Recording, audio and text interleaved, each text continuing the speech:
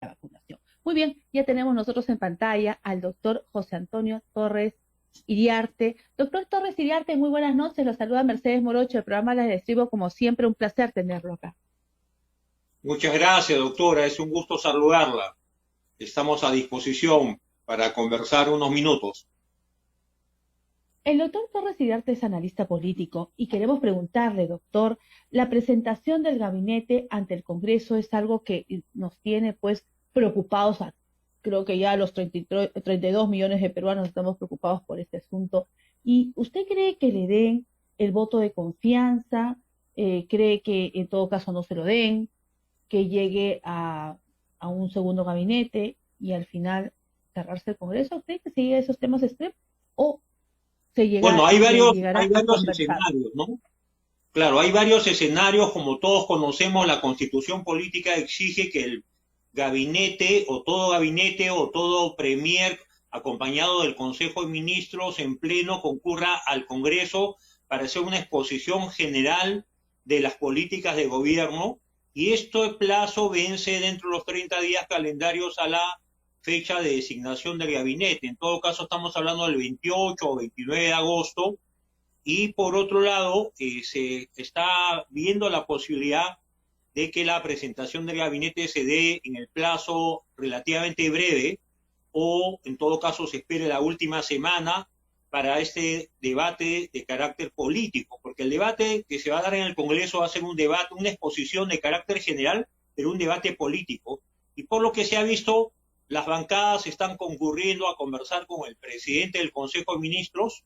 Hoy día creo que han concurrido 2 o 3 bancadas, pero hay también bancadas que no van a asistir a esa reunión de carácter político previa a la presentación del gabinete por razones que cada bancada viene exponiendo. Yo en lo personal creo que el juego político del gobierno del señor Pedro Castillo es azuzar las contradicciones, agravar las contradicciones, la polarización política, incluso jugar a que no le otorguen el voto de confianza en el mes de agosto y se designe un segundo gabinete y pongan contra una situación casi de gravedad política, que se pueda negar la confianza a un segundo gabinete y procederse a la disolución, en mi concepto, agravada por la crisis política del Congreso actual en funciones.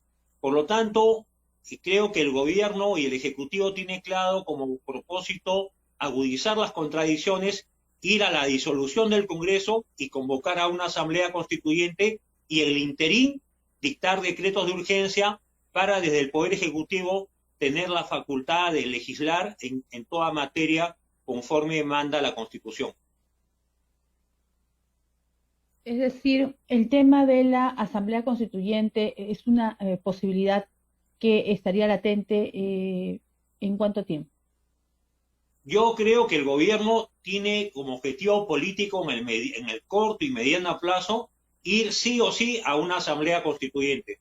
No creo que al gobierno del presidente Castillo, al gabinete de Bellido, le interese el juego democrático, ser gobierno, ser oposición, concertar, dialogar, llegar a entendimientos, a sumar votos para la designación de miembros del Tribunal Constitucional, u otorgar los votos necesarios para legislar sobre materias de interés general. Creo que este gobierno tiene un objetivo político que es atizar las contradicciones, polarizar y agravar la crisis política, ir hacia un Congreso fraccionado, y lograr que en base a una disolución del Congreso, luego de la no confianza a 2 gabinetes, puedan disolver el Congreso, convocar a elecciones, pero serían elecciones de carácter constituyente, y mientras tanto, repito, doctora, dictar normas a través de decretos de urgencia sobre materias de interés general que puedan alterar la vida política, económica e institucional del país. Creo que Pedro Castillo responde a un interés político e ideológico, y quienes han confiado votando por él, creyendo que era una personalidad con un sesgo independiente respecto a un partido radical marxista-leninista como Perú Libre, simplemente se han equivocado y han dado un voto de confianza a una persona altamente ideologizada, tal vez sin la experiencia en la formación política que tiene Vladimir Cerrón, el líder de Perú Libre, pero una persona que sí tiene claro que su propósito es gobernar más allá del diálogo y de la concertación. Doctor Torres Iriarte, tenemos instituciones tan importantes en el Estado con poderes vencidos como es el Tribunal Constitucional, que hasta ahora no se eligen a sus miembros.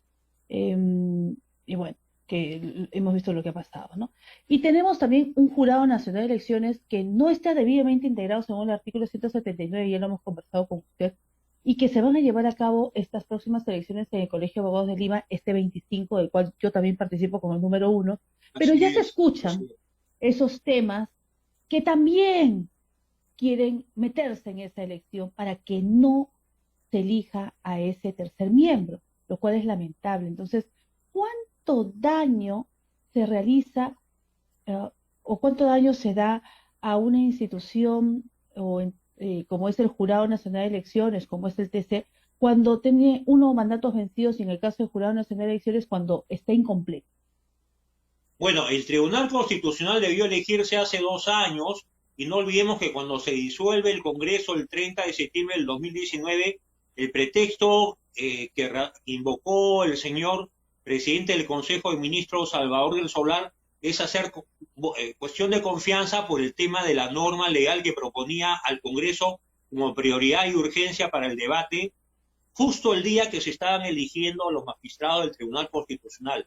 Esa tarde, horas después que asistió del Solar al Pleno del Congreso, de manera accidental, prepotente, ingresando sin autorización del presidente del Congreso para hacer uso de la palabra, forzó una situación política, una crisis, y en horas de la tarde el señor Vizcarra disolvió el Congreso y convocó a elecciones en el plazo de 4 meses. Mientras tanto, dictó decretos de urgencia en materia legislativa y solo funcionó de manera transitoria la comisión permanente en ese interín. Y a la par, siempre, si es que este 25 de agosto no se realizan las elecciones para elegir al representante de los abogados de Lima ante el Pleno del Jurado Nacional de Elecciones, será una vez más, se estará demostrando la falta de voluntad política para tener un Pleno del Jurado Nacional formado por 5 miembros como manda la Constitución, y de esa manera tomar o tener bajo presiones políticas un órgano autónomo como debe ser el Jurado Nacional de Elecciones, y que en los últimos comicios, en mi concepto, no estuvieron a la altura de las circunstancias, y si se habló de fraude, y si se habló de voluntad de fraude, y si se habló de falta de transparencia electoral, fue precisamente porque 3 miembros del Jurado Nacional de Elecciones no tuvieron la voluntad para examinar los padrones electorales, para cotejar padrones electorales con actas de las mesas de sufragio y poder al país transparentar los resultados electorales, sobre todo las impugnaciones presentadas por Fuerza Popular o las nulidades interpuestas. Entonces, lamentablemente se ha consumado, en mi concepto, un fraude con visos de legalidad, con el aval de 4 miembros sobre 5 del Jurado Nacional, o digamos más claro, por 3 miembros que hicieron mayoría con el voto en minoría del representante del Ministerio Público.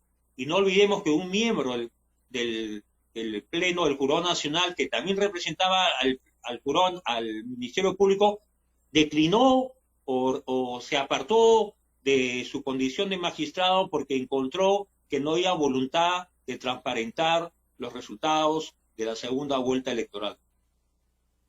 Señores del Colegio de Abogados de Lima, señora decana María Elena Portocarrero, usted que continúa por su 4.º año, de forma accidental, como siempre lo decimos acá en el programa, porque por medidas cautelares, el Colegio de Abogados de Lima tiene que estar a la altura de las circunstancias, y el artículo 179 hace un llamado constitucional al Colegio de Abogados de Lima, y es una responsabilidad constitucional y una responsabilidad también política y sobre todo de imagen al Colegio de Abogados de Lima. Entonces, a contribuir a que estas elecciones, que las va a realizar la OMPE, que no va a cobrar un sol, contribuir con ese comité electoral para que se realicen y que sea un tema democrático y que sean los abogados los que elijan entre las 8 opciones que tienen.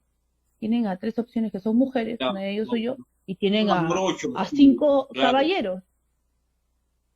Si este 25 de agosto no se realizan por A o B motivos las elecciones programadas será una demostración palmaria de la falta de transparencia de parte del decanato, del Colegio de Abogados, y la falta de colaboración de parte de la OMPE, que en otras oportunidades tampoco facilitó el desarrollo de los procesos electorales que tuvieron fecha cierta y que a la hora de la hora se postergaron sin una razón fundamentada, sustentada técnica y legalmente, porque no es posible que se haya realizado una elección de la naturaleza de la segunda vuelta e incluso un proceso nacional de primera y segunda vuelta con un pleno incompleto.